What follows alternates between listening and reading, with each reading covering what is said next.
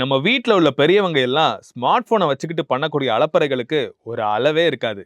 வாட்ஸ்அப்ல உனக்கு காலை வணக்கம் போட்டிருக்கேன், லைக் பண்ணி விடுறேன். லைக் ஃபேஸ்புக்ல அப்பா போட்டோ போட்டிருக்கேன், போட்டுவோம் ஃப்ரெண்ட்ஸ்லாம் போட்டு லைக் போட சொல்லு.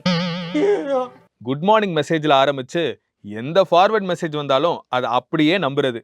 அதுலயும் குறிப்பா மெடிக்கல் டிப்ஸ் ஏதாவது வந்துட்டா போதும், சின்ராச கையிலே பிடிக்க முடியாது.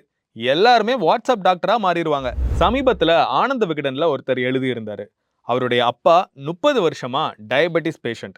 அவர் சாப்பாட்டுல அந்த அளவுக்கு கண்ட்ரோல் இல்லாம இருந்தாலும் இன்சுலின் மருந்து மாத்திரையினால ஓரளவுக்கு ஓகேவா தான் இருந்திருக்காங்க. திடீர்னு ஏதோ ஒரு வாட்ஸ்அப் ஃபார்வர்ட் மெசேஜை பார்த்து நான் சுகர் லெவலை கண்ட்ரோல் பண்ண போறேன்னு சொல்லி வீட்டில் உள்ளவங்களுக்கு தெரியாம இன்சுலின் மருந்து மாத்திரையெல்லாம் ஸ்டாப் பண்ணிட்டு 15 நாளா ஏதோ ஒரு நாட்டு மருந்து எடுத்துக்கிட்டு இருந்திருக்காங்க. அதுக்கப்புறம் ஃபிக்ஸ் வந்து ரொம்ப சீரியஸான கண்டிஷனுக்கு போய் இறந்து போயிருக்காங்க.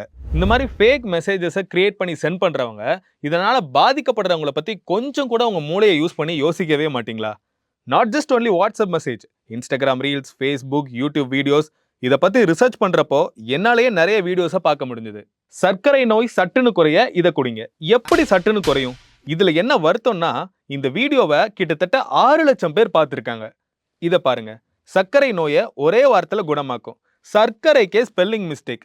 சரி, யாருப்பா இந்த சேனல்னு போய் பார்த்தா ரம்ஜானுக்கு கண்ணை கவரும் சேலை, 2 மினிட்ஸ்ல கேக்கு.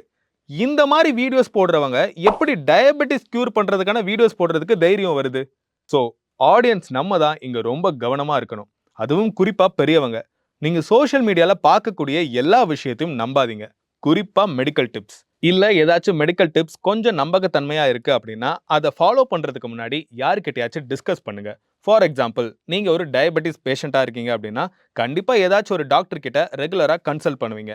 அந்த டாக்டர் கிட்ட அதை டிஸ்கஸ் பண்ணுங்க. இல்ல அட்லீஸ்ட் உங்க வீட்டில் உள்ள யங்ஸ்டர்ஸ் கிட்டயோ இல்ல கொஞ்சமாச்சும் இதை பத்தி நாலேஜ் உள்ள பர்சன்ஸ் கிட்டயாவது அதை பத்தி டிஸ்கஸ் பண்ணிட்டு அதுக்கப்புறம் அதை ஃபாலோ பண்ணலாமா வேணாமா அப்படிங்கிற முடிவை எடுங்க.